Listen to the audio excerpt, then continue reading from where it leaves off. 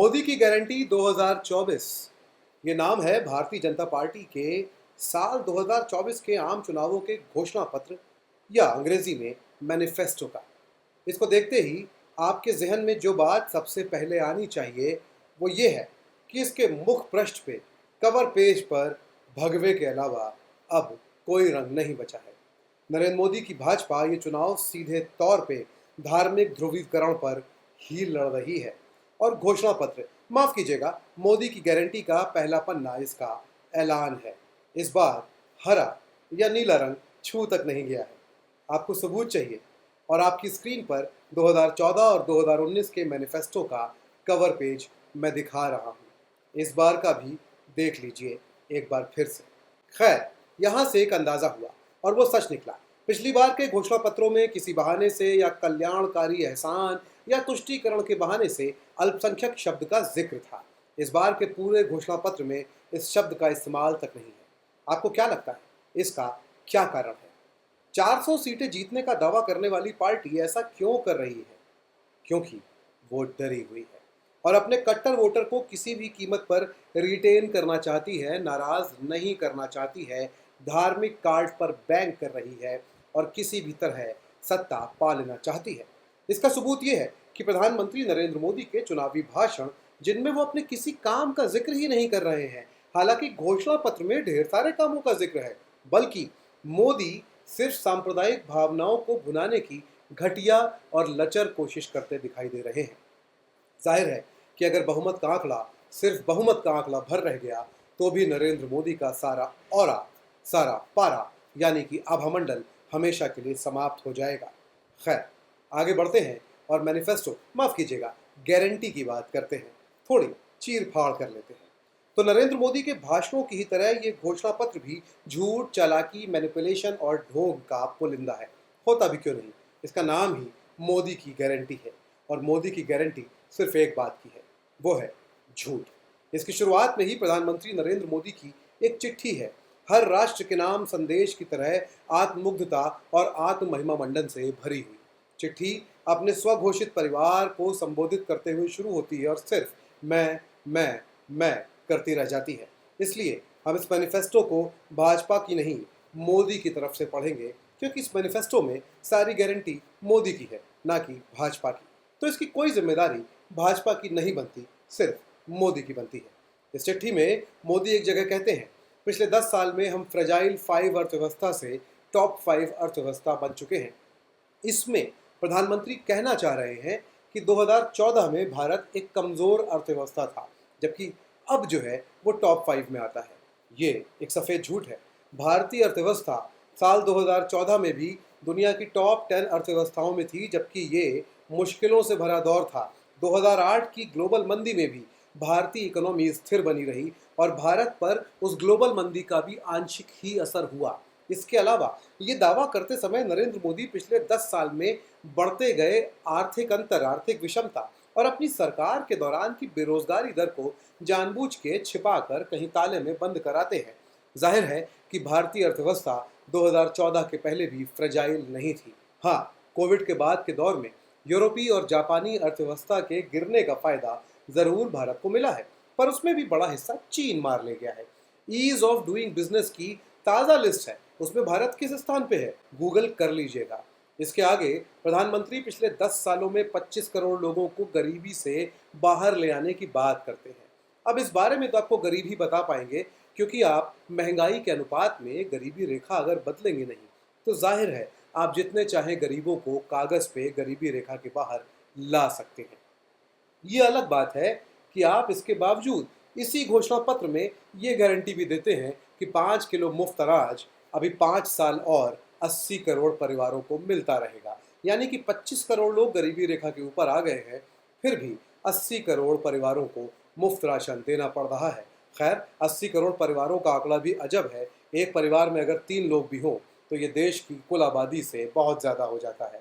इस आंकड़े के आविष्कार के लिए भी मोदी जी को बधाई दी जानी चाहिए। इसके बाद इसी गारंटी पत्र में, इसी कागज में भाजपा अध्यक्ष जेपी नड्डा की चिट्ठी है।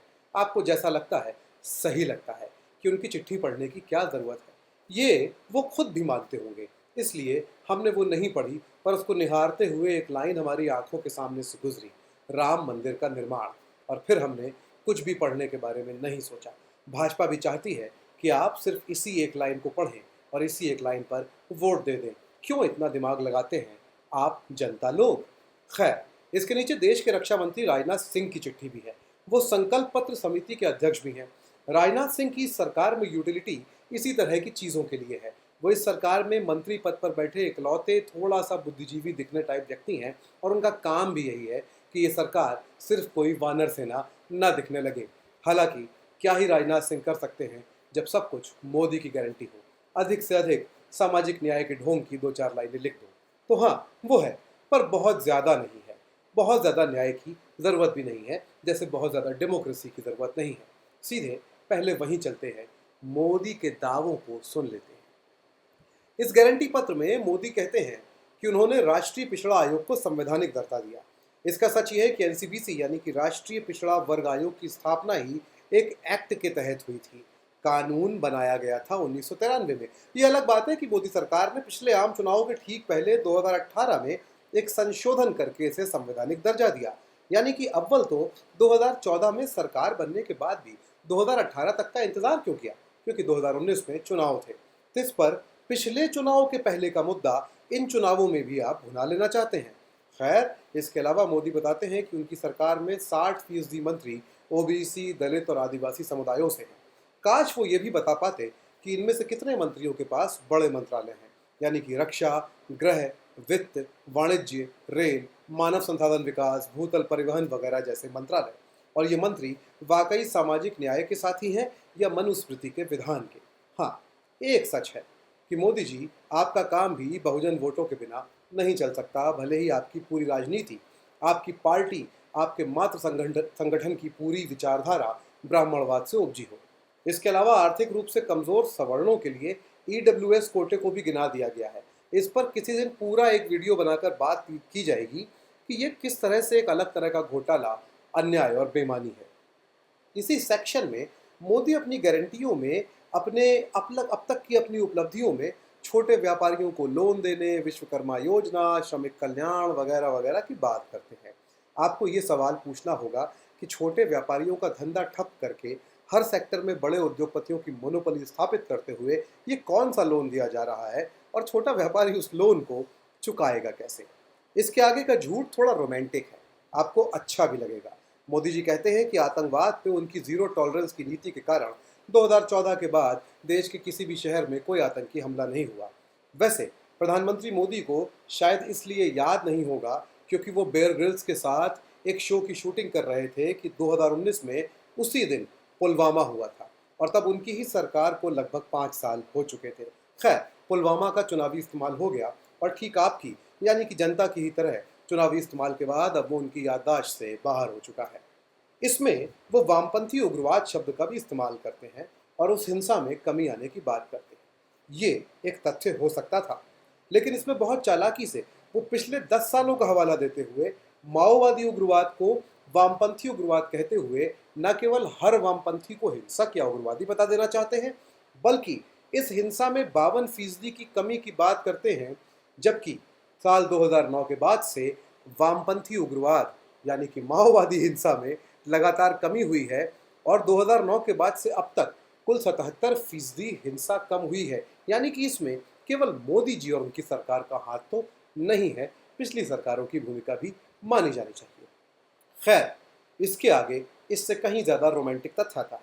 इस हिस्से में मोदी जी बिना किसी शर्म के नॉर्थ ईस्ट में पिछले 10 साल में 71% हिंसा में कमी का दावा करते हैं, और इसमें हम अब क्या ही कहें, आपके दिमाग में खुद मणिपुर मणिपुर मणिपुर मणिपुर अगर नहीं गूंज रहा है तो आपकी बीमारी का कोई इलाज नहीं है। इसके बाद मोदी जी सीधे अपने असल मुद्दे और इकलौते काम पर आते हैं, जिसके अलावा अपनी चुनावी रैलियों में वो कोई बात नहीं कर रहे हैं। राम मंदिर, इस पर हमको कुछ नहीं कहना क्योंकि मोदी जी कह ही रहे हैं, बाकी सब भी कह ही रहे हैं। आपको इस मुद्दे पर वोट देना है तो आप दीजिए, राम ही आपका मालिक है। इसके आगे वो आदिवासियों के सम्मान, बिरसा मुंडा की विरासत के सम्मान का दावा करते हैं, जिसका जवाब हेमंत सोरेन और झारखंड मुक्ति मोर्चा की ओर से चुनावों में आ ही जाएगा। बाकी कैसे जंगलों को उद्योगपतियों के हवाले किया जा रहा है इसकी चिंता मुख्य धारा के देश को न तो पहले थी न आगे होने वाली है। हम भी इसको लेकर आश्वस्त हैं। मोदी जी इंडिया गेट से अमर जवान ज्योति को हटाकर नेताजी सुभाष चंद्र बोस की मूर्ति वहां लगाने को उपलब्धि की तरह गिना रहे हैं, जबकि नेताजी फाइल्स, नेताजी पेपर्स, जिनको पश्चिम बंगाल चुनाव के दौरान सार्वजनिक करने का दावा किया था बड़ा बड़ा कि हम राज खोलेंगे, उसको वो भूल गई है या फिर जानबूझ के उन पेपर्स को आगे सार्वजनिक नहीं कर रही है। वो पेपर्स छिपा लिए गए हैं क्योंकि उससे सरकार के कई सारे झूठों का पर्दाफाश हो जाएगा, खासतौर पे नेहरू और गांधी और तमाम लोगों के बारे में। इस पर मोदी जी इसीलिए कोई जवाब नहीं देंगे। इसके अलावा इस मैनिफेस्टो में शुरुआती 10 पन्ने सरकार के 10 सालों की उपलब्धियों को गिना रहे हैं। इनमें लोगों को शौचालय देने की बात तो है, लेकिन उसके साथ उसके पूर्व की प्रक्रिया के लिए पूरे परिवार को सिर्फ 5 किलो राशन देने की बात भी है। विडंबना यह है कि इसी के साथ एक सांस में 25 करोड़ लोगों को गरीबी रेखा से बाहर निकालने का दावा भी है। जल जीवन मिशन से 14 करोड़ से अधिक परिवारों तक नल पहुंचाने का दावा है। इन सब की असलियत को तमाम रिपोर्ट्स के जरिए जांचा जा सकता है। आप लोग इतना इंटरनेट इस्तेमाल करते हैं, व्हाट्सएप से कुछ डेटा बचाइए और गूगल कीजिए। हम लोग कब तक सब कुछ करते रहे और आप हम पे यकीन भी ना करें। खुद देखेंगे तो थोड़ा यकीन रहेगा कि अपनी आंख से रिपोर्ट्स पढ़ी हैं। वैसे एक बात और, इनमें से अधिकतर योजनाएं पिछली सरकार के समय ही शुरू हो चुकी थी, चाहे वो नल पहुंचाने का मिशन हो, चाहे नए एम्स बनाने की योजनाएं हो, सड़कें और हाईवे हो, मेट्रो स्टेशंस का, मेट्रो सेवाओं का विस्तार हो, या फिर रेहड़ी पटरी वालों के लिए सामाजिक सुरक्षा की योजना हो। एक बेशर्मी और जोड़ लीजिए, जो सरकार एमएसपी को लीगल करने को तैयार नहीं है, वो अपनी उपलब्धि के तौर पे एमएसपी बढ़ाने का गीत भी इस गारंटी में गा रही है। अब आते हैं आने वाले 5 सालों के वादों पर, जिसे मोदी अपनी गारंटी कह रहे हैं। मोदी की इस गारंटी की खास बात यह है कि वो कभी भी अगले 5 साल की बात नहीं करते हैं। ये मोदी की गारंटी नहीं, मोदी की धूर्तता है कि उनमें आप कभी भी पिछले या आगे के 5 साल का हिसाब ही नहीं मांग सकते हैं। वो आपको जो भी सपने दिखा रहे हैं, खुद ही उसकी समय सीमा इतनी ज़्यादा बढ़ा के दावा कर रहे हैं कि आपके बच्चों के अधेड़ हो जाने पर भी उन वादों की मियाद पूरी होगी या नहीं होगी, आपको नहीं पता। और तब तक मोदी जी अगर 150 साल जिए तो सवाल किए जाने लायक रहेंगे या नहीं रहेंगे ये नहीं पता, या फिर आप इस दुनिया में होंगे या नहीं होंगे ये नहीं पता, या फिर बूढ़ी हो चुकी उनकी समर्थक जनता को याद भी रहेगा कि नहीं कि उन्होंने क्या वादा किया था। इसलिए वो 2019 में 2040 की, 2024 में 2029 की जगह 2036 और 2047 के लिए दावे और वादे और गारंटी दे रहे हैं। वो कहीं भी समय सीमा या तो तय नहीं करते या फिर ऐसी अनंतकालीन समय अवधि बताते हैं कि हाँ, सिर्फ एक चीज़ की डेडलाइन 5 साल की है, वो है मुफ्त राशन की योजना। ये गारंटी साफ कहती है कि 5 किलो की भारी भरकम खप न पाने वाले मुफ्त राशन की योजना अगले 5 साल और चलेगी। अब ना तो इससे गरीबी का कोई रिश्ता है, ना बेरोजगारी का, और ना ही ये रेवड़ी कल्चर है। ये सब कुछ किसी और पार्टी की सरकार में होता है। मोदी जी के लिए ये नियम पलट जाते हैं। इस घोषणा पत्र में 10 करोड़ से अधिक महिलाओं को उज्ज्वला योजना के तहत मुफ्त रसोई गैस कनेक्शन का भी गाना गाया गया है। हाल ही में आरटीआई एक्टिविस्ट कुणाल शुक्ला की आरटीआई के जवाब में इंडियन ऑयल कॉरपोरेशन लिमिटेड ने बताया है कि केवल साल 2022-23 में ही 87.08 लाख घरों में उज्ज्वला के सिलेंडर की रिफिल नहीं खरीदी गई, यानी कि लगभग लगभग 90 लाख उज्ज्वला सिलेंडर की रिफिल नहीं ली गई है साल 2022-23 में। मोदी जी ये भी बता रहे हैं साथ में कि 3 तलाक के खिलाफ कानून बनाकर मुस्लिम महिलाओं पर होने वाले जुल्म को खत्म किया गया, उनका सशक्तिकरण किया गया। लेकिन उनकी ही पार्टी, बल्कि वो खुद लगातार मुसलमानों के खिलाफ हेट स्पीच में शामिल रहे। उनके समर्थक और पार्टी मेंबर जिस तरह से मुसलमानों के खिलाफ हिंसा में शामिल रहे हैं, आखिर किस तरह से वो मुस्लिम महिलाओं की मदद का दावा कर रहे हैं, ये आप सोचिएगा। इसके अलावा और एक बात और, ये सिर्फ इकलौती जगह है जहां मुसलमान या मुस्लिम शब्द का इस्तेमाल किया गया है। खैर, इसके अलावा नई रेलों के परिचालन को उपलब्धि के तौर पे गिनाया गया है। सच ये है कि अधिकतर नई ट्रेन प्रीमियम श्रेणी की रेल सेवाएं हैं जिनसे आम आदमी सफ़र ही नहीं कर सकता। हाँ, एक बात का जिक्र उपलब्धियों में रह गया, पापा, वॉर रुकवा दिया पापा। मजे की बात क्या है, इस गारंटी पत्र में कहीं भी वॉर रुकवाने का जिक्र नहीं है, लेकिन 1.5 करोड़ भारतीयों को कॉन्फ्लिक्ट जोन से भारत सुरक्षित ले आने का दावा जरूर है। अब इसमें एक अहम सवाल यह है कि क्या कोई भी सरकार होती तो क्या भारतीय नागरिकों को विदेश में मरने के लिए छोड़ देती? जवाब है नहीं। इसके पहले भी इस तरह के ऑपरेशंस लगातार कॉन्फ्लिक्ट की सिचुएशन में हुए हैं, लेकिन मोदी जी कर रहे हैं तो वही काम खास और महान हो जाता है। इसके अलावा G20 समिट को तो अभी भी ऐसे बताया जा रहा है कि इससे पहले कोई G20 समिट ही नहीं हुआ। भला हो बारिश का जो 2 दिन पहले और फिर 2 दिन बाद हुई, वरना पोल खुल जाती। बाकी G20 में आपके प्रस्ताव पे सबके सहमत होने के पीछे जियो पॉलिटिक्स है, जहाँ कोई सामने बुरा नहीं बनना चाहता, बस बाद में उन समझौतों का पालन कोई नहीं करता। ग्लोबल साउथ की आवाज़ बनने का दावा कर रहा भारत फिलिस्तीन और इसराइल पर वोटिंग में अनुपस्थित रहता है, और अब ईरान इसराइल मामले पर भी शायद यही करेगा। ग्लोबल साउथ की आवाज़ गले में फंस गई है, आवाज़ निकल ही नहीं रही है। एक मज़ेदार बात और है, मोदी जी ने एक बार फिर योग दिवस को भुनाने की कोशिश की है। 2019 में भी ये था और 2024 में भी योग दिवस को अपनी उपलब्धि बता रहे हैं। इतना ही नहीं, इसरो के वैज्ञानिकों के चंद्रयान का क्रेडिट भी मोदी जी ने अपने नाम कर लिया। पता नहीं आप लोग इस तरह की हरकतों से खुश कैसे हो जाते हैं। अब आते हैं मोदी की गारंटियों पर। मोदी कहते हैं कि आयुष्मान भारत के तहत 5 लाख तक का मुफ्त इलाज वो दे रहे हैं, आगे भी और गुणवत्तापूर्ण सेवाएं देने की गारंटी है। इन सुविधाओं और सेवाओं की कोई डिटेलिंग नहीं है, बस कह दिया गया है कि कुछ तो करेंगे। इसके अलावा सोलर एनर्जी के जरिए हर घर में मुफ्त बिजली का वादा है। जाहिर है इसके लिए भी कोई समय सीमा तय नहीं की गई है, क्योंकि अभी सूरज कहाँ जा रहा है, अभी उसकी बहुत लंबी उम्र पड़ी है। इसके साथ ही नए स्टार्टअप्स के जरिए रोजगार देने का सपना दिखाया गया है। सच सुन लीजिए, साल 2023 के आंकड़ों के मुताबिक केवल 20% भारतीय स्टार्टअप्स ही 5 साल तक सरवाइव कर पाए हैं, और स्टार्टअप से बेरोजगार होने वाले नौजवानों की एक बड़ी आबादी देश में खड़ी हुई है। साथ ही शहरी लोगों के लिए एक मजेदार ऐलान है, हरित स्थलों का विकास, झीलों को जिंदा करना, शहरों के पर्यावरण को बेहतर करना, ये सपना दिखाया गया है। मोदी सरकार के कार्यकाल में कटने वाले पेड़ों और जंगलों की संख्या को देखें तो साल 2018 से 2023 के बीच भारत में खत्म होने वाले पेड़ों की संख्या ग्लोबली दूसरे नंबर पर है, क्योंकि इसी गारंटी पत्र के मुताबिक सरकार और ढेर सारे हाईवे और खनन के प्रोजेक्ट लाने को तैयार है। यानी कि इन दोनों में से कोई एक बात तो झूठ साबित हो नहीं वाली है। सबसे दिलचस्प क्या है, खेलों में महिलाओं की भागीदारी बढ़ाने की गारंटी। इस पर हम अपनी प्रतिक्रिया में एक भी शब्द नहीं कहेंगे, बस आपको ये तस्वीर दिखाना चाहते हैं। इसके आगे हजार लाख शब्द भी किसी काम के नहीं हैं। मोदी ये गारंटी भी दे रहे हैं कि पेपर लीक के खिलाफ कानून को सख्ती से लागू करेंगे, लेकिन पेपर लीक के मामलों में अब तक क्या हुआ? भाजपा शासित राज्यों में सबसे ज्यादा पेपर लीक हुए। भाजपा के कई कार्यकर्ता पेपर लीक में शामिल पाए गए। जो पेपर कैंसिल हुए वो दोबारा कब होंगे? और सबसे अहम, सरकारी नौकरियों को खत्म करती जा रही सरकार पेपर लीक पर अंकुश लगाकर क्या करेगी जब एग्जाम ही नहीं रहेंगे?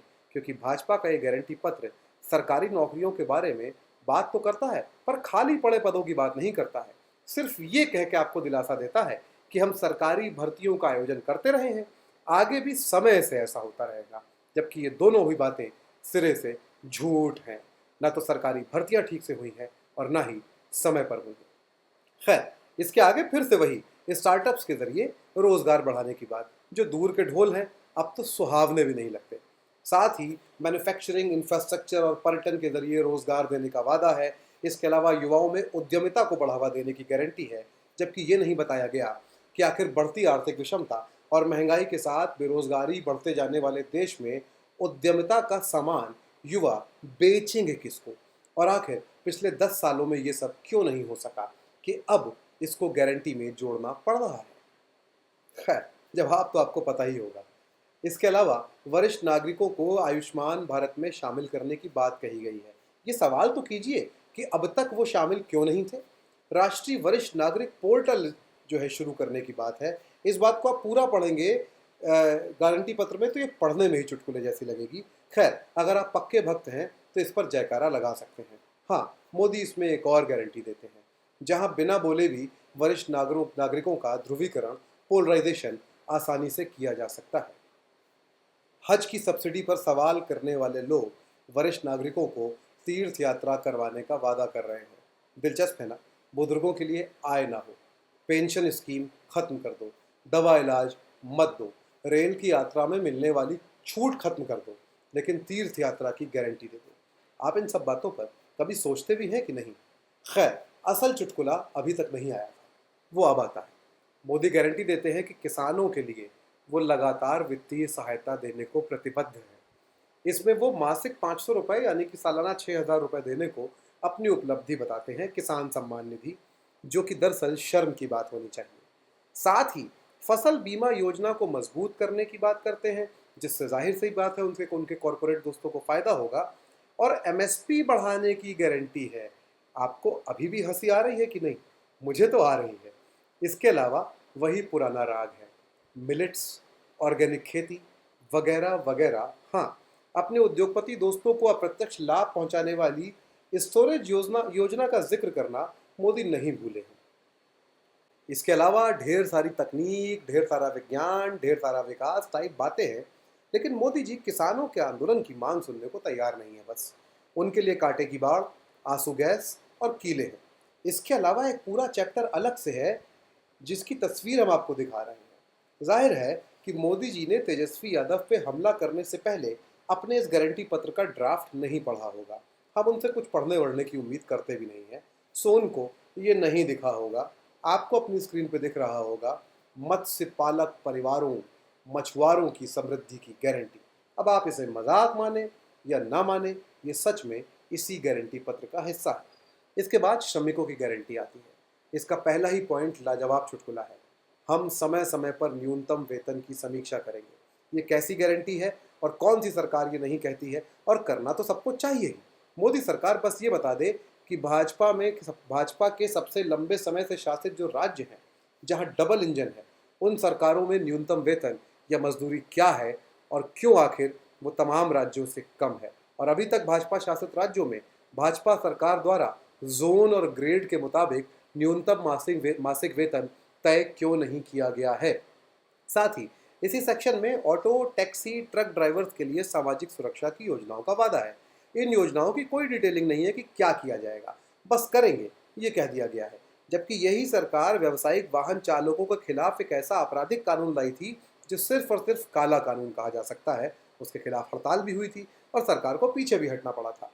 मोदी की इन गारंटियों का सबसे ज़्यादा गुस्सा लाने वाला हिस्सा ये हो सकता है, जहां व्यापारियों के लिए गारंटी की बात है। हालांकि इसके बाद भी शायद ज़्यादातर व्यापारी भाजपा को ही वोट दें, पर इसमें छोटे व्यापारी, एमएसएमईज को सहायता और संवर्धन की गारंटी है। जबकि सच ये है कि मोदी सरकार ही इनकी बर्बादी के लिए जिम्मेदार है। ई कॉमर्स की कंपनियों को हर तरह की आज़ादी और छूट देकर ग्रॉसरी जैसे बिजनेस तक को, यानी कि रिटेल में बड़े कॉरपोरेट्स को खुली एंट्री देकर सबसे ज़्यादा नुकसान छोटे व्यापारी का मोदी सरकार ने किया।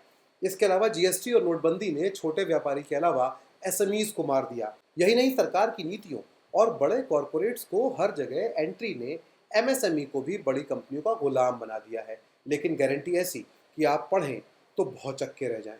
हाँ, अब जीएसटी को सरल बनाने का वादा कर दिया, तो भाई अब तक क्यों नहीं किया था? इसके अलावा सामाजिक न्याय को लेकर मोदी कितने गंभीर हैं, इसका अंदाज़ा इससे लगाइए कि जातीय न्याय से जुड़ा हिस्सा, यानी कि ओबीसी, दलित और आदिवासी का सेक्शन इन सारी बातों के बाद आता है। उसमें भी क्या गारंटियां हैं, आप पढ़ेंगे तो आपको लगेगा कि जिस 70 साल को मोदी कोसते रहे हैं, वो उनसे ज़्यादा आगे और प्रोग्रेसिव था। ले देकर वही स्कूल बनाने, लोन देने, स्कॉलरशिप देने और हाँ, कौशल विकास के अवसरों की बात। कौशल विकास की बात को आप सतही तौर पे देखें तो आपको ये किसी तरह की गारंटी लगेगी, पर इसके मूल में जो सोच है वो क्या है? वो यही है कि जाति के आधार पे जो काम बांट दिए गए हैं, समाज में वही स्ट्रक्चर काम का बना रहे। इस वाले हिस्से को एक बार ज़रा गौर से पढ़िएगा। साथ ही ट्रांसजेंडर्स के लिए और भाषाई अल्पसंख्यकों के लिए भी ऐलान है, पर वही अस्पष्ट, अनक्लियर, एम्बिगुअस बातें। और हाँ, LGBTQI इसमें से गायब है, बिल्कुल गायब, होना भी था। इसके बाद विदेश नीति की गारंटियां हैं, और आप यकीन नहीं करेंगे, पर इसको पढ़ के आपको लगेगा कि आप कांग्रेस की पिछली सारी सरकारों की नीतियों को पढ़ रहे हैं। दक्षिण एशिया को मजबूत करना, दुनिया में कहीं भी आपदा हो सबसे पहले मदद के लिए आगे आना, सुरक्षा परिषद में स्थायी सदस्यता के लिए कोशिश करना, आतंकवाद के खिलाफ वैश्विक सहमति बनाना, पड़ोसी देशों को प्राथमिकता देना, भारत के व्यापारिक हितों की सुरक्षा करना, कूटनीतिक नेटवर्क का विस्तार करना, अंतरराष्ट्रीय गठबंधन बनाना। अरे अरे अरे अरे अरे अरे, ये क्या? ये तो नेहरू और इंदिरा हैं। नहीं, ये मोदी हैं, और दिन भर नेहरू इंदिरा को गाली अंत में सुरक्षा पर गारंटी, जिसमें वही वामपंथी उग्रवाद, आतंकवाद पर जीरो टॉलरेंस नीति, सीमा पर बेहतर इंफ्रास्ट्रक्चर, सैन्य कमानों का थिएटराइजेशन, ड्रग्स के खिलाफ लड़ाई, आर्म फोर्सेस की क्षमता को बढ़ाना। मजे की बात, इसमें कहीं भी ना तो अग्निवीर की जगह किसी बेहतर योजना की बात है, ना फोर्सेस के लिए बेहतर ट्रेनिंग की बात है, ना ही पैरामिलिट्री, मिलिट्री और पुलिस की तनख्वाहें और भत्ते बढ़ाने की बात है, ना ही उनको बेहतर जीवन स्तर देने के बारे में एक भी शब्द है। पर इसमें एक बात है जो खतरनाक है पर कहीं बड़े सुंदर शब्दों में गई है, राष्ट्रीय फॉरेंसिक मिशन। और अभी इंतज़ार कीजिए, जब ये शुरू होगा तो आपको समझ में आएगा, क्योंकि तब ये नागरिकों की सर्विलेंस का तरीका बनेगा। साथ ही इसमें भारत की साइबर सुरक्षा की बात तो है, पर नागरिकों की निजता की सुरक्षा को लेकर, नागरिकों की निजी साइबर सुरक्षा को लेकर कोई बात नहीं है। हाँ, इस कागज में मोदी जी ने ईमानदार करदाताओं का सम्मान करने का ऐलान किया है। पता नहीं ईमानदार करदाताओं की इस लिस्ट में गौतम अडानी हैं कि नहीं है, पर खैर उनका सम्मान मोदी जी निजी तौर पे ही कर लेंगे। साथ में आर्थिक ऐलानों में वही घिसा पिटा ऐलान फिर से है कि भारत को ग्लोबल मैन्युफैक्चरिंग हब बनाएंगे। अब तक क्यों नहीं बना? निर्यात को बढ़ावा देंगे, भाई ये तो पहले भी था। आर्थिक कानूनों को आसान करेंगे, ब्ला ब्ला ब्ला, अला फला अला फला। इसमें एक बात खतरनाक है, समझनी होगी। इस गारंटी में मोदी कह रहे हैं कि वो भारत को रक्षा उत्पादों के निर्माण का हब बनाएंगे और मेक इन इंडिया के तहत इसके निर्माण के लिए निवेश लाएंगे। इसको समझिएगा, ये सरकारी कंपनियों के बने हथियारों को निर्यात करने की बात नहीं है, बल्कि विदेशी और देशी निजी कंपनियों के हथियारों का निर्माण भारत में शुरू करने की बात है। यानी कि वैश्विक आतंकवादी देश अमेरिका की तरह हथियारों के उद्योग की होड़ में शामिल होना, इजराइल की तरह इस होड़ में शामिल होना। यानी कि क्या कल को हम, यानी कि भारत भी दुनिया भर में युद्धों को और अस्थिरता को बढ़ावा देगा, जिससे हमारे यहाँ का हथियार का उद्योग फले फूले? सोचिएगा, दुनिया भर में अफगानिस्तान, इराक, सीरिया, वियतनाम, इन तमाम जगह अमेरिका और इजराइल जो है अस्थिरता और युद्धों को बढ़ावा देते रहे, जिससे कि उनके यहाँ के हथियार उद्योग फले फूले। क्या हम भी उसी रास्ते पर जाएंगे? क्या मोदी हमको दुनिया भर की हिंसा का अपराधी देश बनाना चाहते हैं? खैर, इसके अलावा इस घोषणा पत्र में दो तीन बार एक ही चीज़ है, राम मंदिर, राम मंदिर और राम मंदिर। क्या ही कहें, मोदी जी अपने भाषणों में आचार संहिता की धज्जियां उड़ाते हुए कह ही रहे हैं। बाकी 10 साल से चल रहा बुलेट ट्रेन का वादा फिर दोहरा दिया गया है। सोचिएगा कि क्या कोई भी सरकार होती तो क्या 10 साल में बुलेट ट्रेन नहीं बन जाती, और अगर बन भी जाती तो क्या वो गरीबों के लिए होती? वही वंदे भारत टाइप प्रीमियम ट्रेनों का बखान, आम आदमी के रेलवे के लिए नहीं कोई प्लान, अमीरों के लिए 100 की रफ्तार के ढेर सारे हाईवे और उसके किनारे गरीबों की चाय की दुकान। मोदी जी महान, उनका न्यू इंडिया महान। कुल मिलाकर इस गारंटी पत्र का आधे से अधिक हिस्सा पिछले मैनिफेस्टो से उधार है, बाकी दुनिया भर से उठाया गिराया हुआ है। और हाँ, समय सीमा ज़्यादातर गारंटियों में कोई नहीं है। मोदी जी मानते हैं कि अनंत काल तक ये सरकार रहेगी, अनंत काल तक वो रहेंगे, और आप अनंत काल तक इन गारंटियों की प्रतीक्षा करते हुए यहीं रहेंगे। ये पैटर्न लगभग हर तानाशाह का एक जैसा ही होता है। खैर, ये था मोदी की गारंटियों का एक विश्लेषण। पोस्टमार्टम तो खैर इस सत्ता के अंत के बाद ही हो सकता है। इसमें, इस गारंटी पत्र में 76 पन्ने हैं, उसमें 73 तस्वीरें हैं, जिसमें 59 तस्वीरें नरेंद्र मोदी की हैं। कई बार इस पत्र को देखकर लगेगा कि कंटेंट कम था इसलिए इतनी तस्वीरें लगा दी, या फिर मोदी जी की तस्वीरें इतनी लगानी पड़ी कि कंटेंट लिखने के लिए जगह ही नहीं बची। इस मैनिफेस्टो में, इस गारंटी पत्र में 5 बार भाजपा शब्द का इस्तेमाल हुआ है, एनडीए शब्द का एक बार भी इस्तेमाल नहीं हुआ है। अंग्रेजी में एक जगह एनडीए शब्द का इस्तेमाल हुआ है। विकास शब्द का एग्जैक्टली इस्तेमाल एक बार भी नहीं हुआ है। विकसित, इस तरह के शब्द का इस्तेमाल हुआ है, लेकिन गारंटी शब्द का इस्तेमाल 62 बार हुआ है। अल्पसंख्यक शब्द का इस्तेमाल एक बार भी नहीं हुआ है। एमएसपी शब्द का इस्तेमाल एक बार हुआ है, लेकिन जैसा कि हमने कहा, गारंटी शब्द का इस्तेमाल 62 बार हुआ है और मोदी शब्द का इस्तेमाल 65 बार हुआ है। खैर, पिछले कुछ सालों से राजनीतिक दलों ने घोषणा पत्र को घोषणा पत्र कहना बंद कर दिया है। हालांकि इसमें कुछ आश्चर्यजनक नहीं है, क्योंकि किसी भी चीज़ को अब वो नहीं कहा जा रहा है जो वो है। जैसे कि संघ यानी कि यूनियन को हम राष्ट्र कहने लगे हैं, धर्म को हम देश कहने लगे हैं, नागरिक को जनता कहने लगे हैं, या ईश्वर कहने लगे हैं, या परिवार कहने लगे हैं। चुनाव को चुनाव की जगह पर्व कहने लगे हैं, नेता को मसीहा कहने लगे हैं, राजनीति को सेवा कहने लगे हैं, विकलांग को दिव्यांग और संविधान को ग्रंथ कहना। इसमें इलाहाबाद को प्रयाग से लेकर इंडिया को भारत कहने को हटा या जोड़ भी दें तो भी हम शायद किसी और कालखंड में जाकर समझ पाएं कि चीज़ों को जब सामान्य नाम से नहीं बुलाया जाता है तो उसके मानसिक दुष्प्रभाव क्या होते हैं और उससे होने वाले सामाजिक दुष्परिणाम क्या होते हैं। खैर, तब तक आप गारंटियों पे जयकारा लगाइए या गाली दीजिए, फर्क तभी पड़ेगा जब आप वापस प्रजा से नागरिक होने के बारे में गंभीरता से सोचेंगे। अभी अभी आप एंटरटेनमेंट में व्यस्त हैं। जब कभी आप नागरिक होंगे तब हम और आप बात करेंगे, बस इसकी गारंटी में अनंत काल मत लीजिएगा। शुक्रिया मेरे वीडियोस देखने के लिए। यूट्यूब पर मेरा चैनल सब्सक्राइब कर लीजिए, ट्विटर पे चाहे तो मुझे फॉलो कर लीजिए। फीडबैक देते रहिए। मेरे साथ कंटेंट क्रिएट करना चाहते हैं तो मेल mayanksaxena@gmail.com पर बताइए। बाकी किसी अगले वीडियो में फिर मिलते हैं, इस उम्मीद में कि हम प्रजा से फिर से नागरिक हो जाए। बहुत बहुत शुक्रिया।